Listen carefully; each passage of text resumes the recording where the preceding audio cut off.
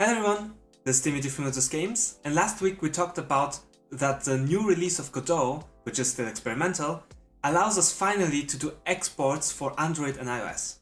If you want to know how this is possible, stay tuned because we're gonna do exactly that today. We're gonna export a very simple project and then run it on our Android phones. To get started, we will first download the latest version of Godot, and this is gonna be in this repository that we're gonna link down in the description. You go there and you find the build you require, so for us it's gonna be the Windows 64 build. Download that one and wait for it to finish, and then you're gonna extract it in some location that's gonna be nice for you to use and go to. Once you finished extracting it, we're gonna open Godot, create a new project, name it Android export or whatever, and we're gonna create a folder. We're gonna set here compatibility as a mode, as it supports desktop, mobile, plus and web platforms.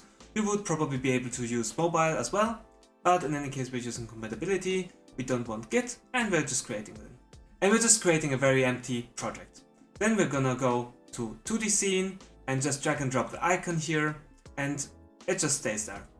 I'm gonna save it and call it the starting scene.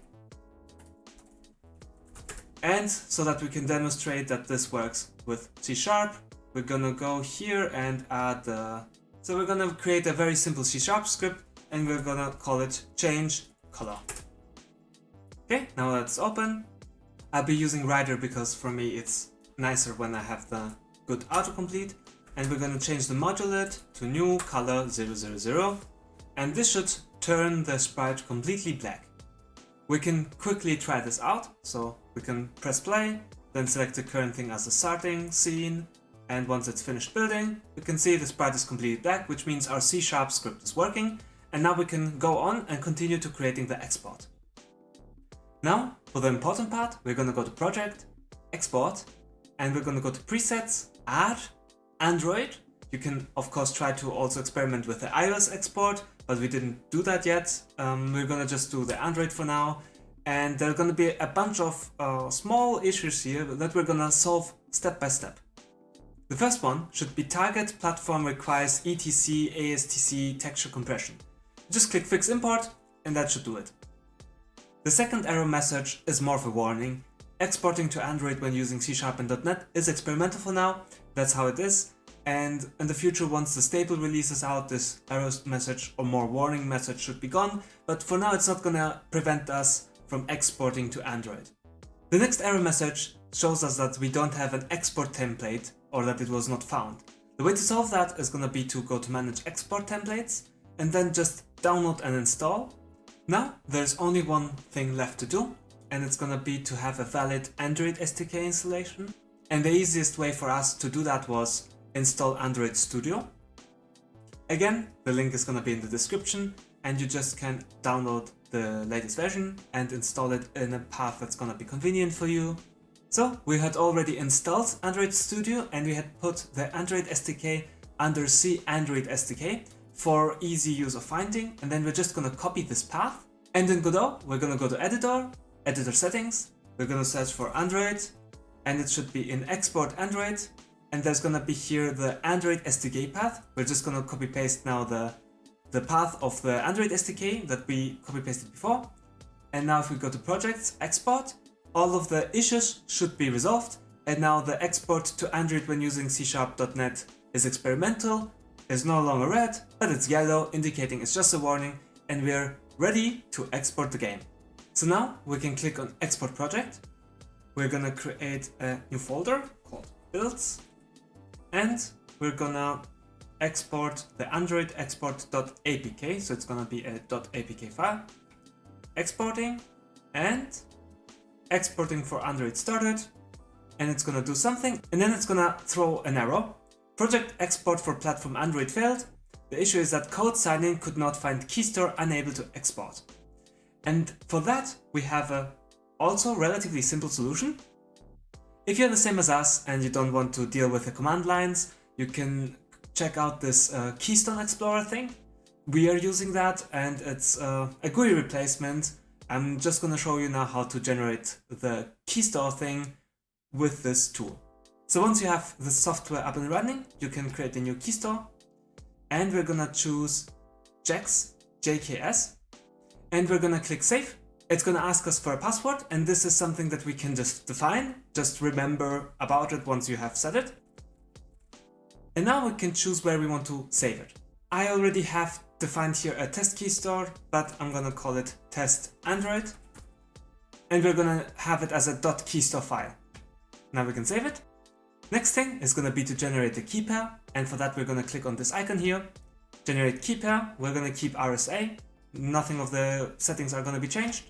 And then we're gonna go here on name, click on this small notebook here, and give it some kind of name. We're gonna call it awesome.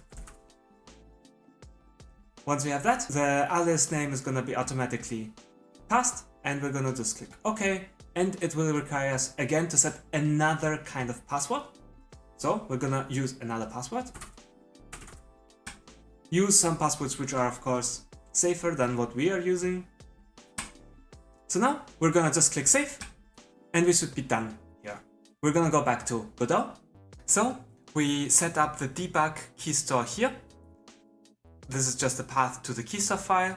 Then we set the debug user as the alias that we given earlier and the password of the file.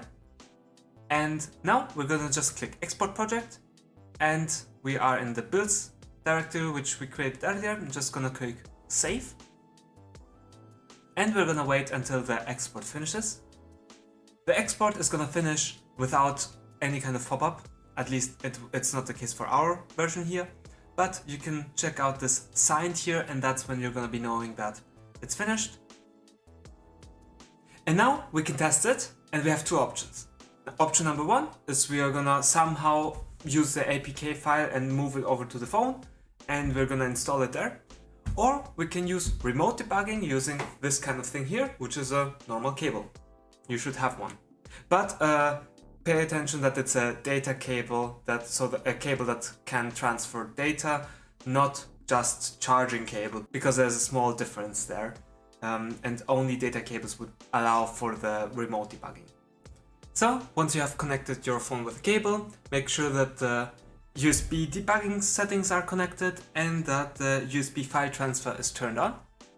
And now, if we switch over to Godot, we should be able to see this new icon here. If you hover above it, it should say remote debug. We can click on it, and then we can choose the phone we want to run. And yes, I'm running a Fairphone.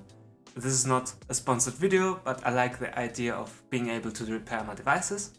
So I'm clicking run, and it's exporting the APK directly onto the phone. So I will not have to deal with any kind of like other file transportation like a USB or something like that, or the drive, cloud, whatever, it doesn't matter. In the end, I just need to now open my phone, and the game should be running here. Let's see. And as we can see, the game is running on my phone. There's a black square there. That means the C# script is working, and generally everything seems to be working fine. Generally, there will be a lot more settings that you will be able to customize your Android export with. For example, you could use Gradle, or you could export the AAB file, which is now required for deploying to Google Play. So generally, there's really a lot of settings here. You can go through them, changing the icons and stuff, whatever. But the main important thing is we got it running on our phones. And for the rest of the stuff, you should be able to figure it out quite easily with documentation. So that's it for this small tutorial. I hope you enjoyed it, and hopefully it's gonna help you deploy your next Android game. In the meantime, we're gonna wait for the web exports to be enabled, and once that is enabled, then we're gonna switch over to Godot 4, because we can't wait to switch over. It's like, while we were doing this tutorial series, I found out so many useful and convenient features that Godot 4 has, and I just want to start using them.